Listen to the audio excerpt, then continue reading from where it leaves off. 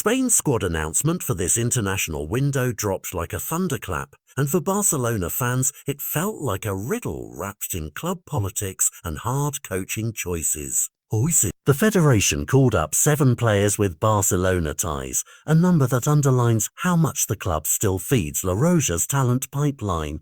Yet when the starting list was posted, only 2 Blaugrana names stood in the XE. That mismatch is the story's spine. Lamine Yamal and Pedri take the field as starters, eyes expectant, while Pau Cubarsí, Dani Olmo, Ferran Torres and Fermin Lopez watch from the bench. And to complicate matters further, a late knee withdrawal from Gavi upended plans before many had even processed the initial call-up. The raw facts are stark and strangely cinematic. A large Barcelona presence on paper, but a smaller one on the pitch. And that gap is where all the questions gather. To understand why this feels like a shock, you have to feel the modern Barcelona expectation. Youth promoted fast, talent trusted early, and a pipeline that has produced first-team starters season after season. When a club supplies 7 names to a national squad, supporters naturally imagine a lineup heavy with their colours. So to see only 2 actually start spikes a dissonance. Are national managers moving away from youth? Is there friction between club and country about player readiness? The decision to start Dean Huijsen, a summer signing for a La Liga rival, and pair him with Robin Lenormand at centre-back instead of handing the role to Pau Cubarsí reads as an explicit tactical statement. One that values experience, or perhaps a particular defensive profile. Over the raw promise of a homegrown youngster, this choice sharpens the narrative. It's not just about who's on the pitch, it's about what coaches are prioritising in a high-stakes qualifying campaign. On the attacking front, the story is more straightforward and a little more optimistic for Barcelona. Lamine Yamal, that electric right flank threat, slots into the attack with the license to run and torment full-backs. Pedri, meanwhile, assumes the no-10 role for Spain. A role that contrasts with the slightly deeper, orchestrating position he has enjoyed at Barcelona this past season. The symbolism is telling, 2 Barcelona talents entrusted with the creative heartbeat of the team, yet the supporting Barcelona cast is kept in reserve.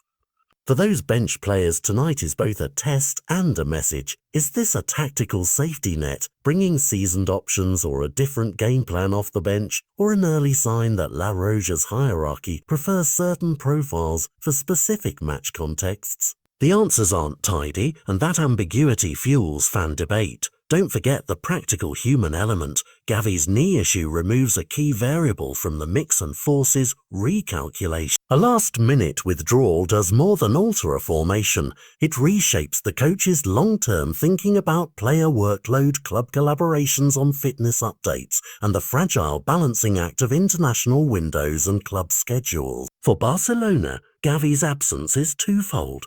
A loss for the national side in midfield creativity and a reminder of the injury fragility that clubs constantly manage. Those realities make De La Fuente's selection decisions look both reactive and deliberate.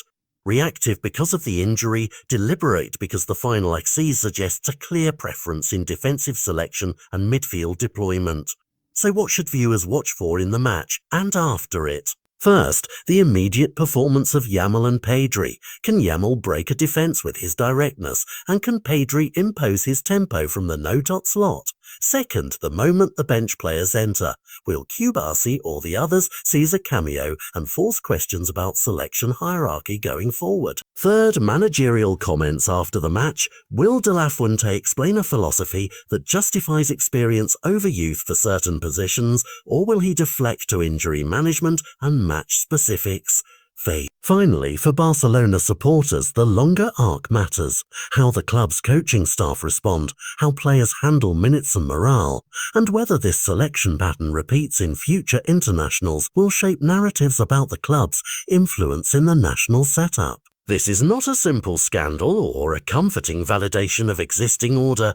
It's a tense, unfolding story about selection, trust, and the intersection of club identity with national strategy. Barcelona's presence on the Spain roster is unmistakable. 7 called, 2 starting, and the reverberations will be measured in minutes played, players' reactions, and the next set of squad announcements.